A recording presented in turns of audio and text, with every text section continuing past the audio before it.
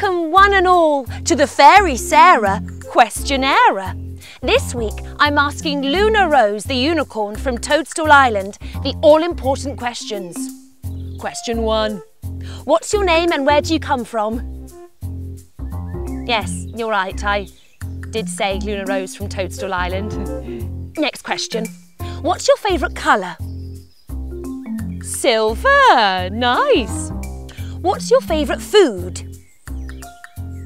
Long grass and tree buds? I'll have to try. What's your favourite game to play? You are the master of hide and seek. What's your favourite song? Twinkle little star. I love that one too. What piece of advice would you give to any children watching? To always ask for help if they need it. Lovely. And lastly, what's the silliest face you can pull? That's brilliant. See you next time, everyone, for the Fairy Sarah Questionnaire. Bye-bye.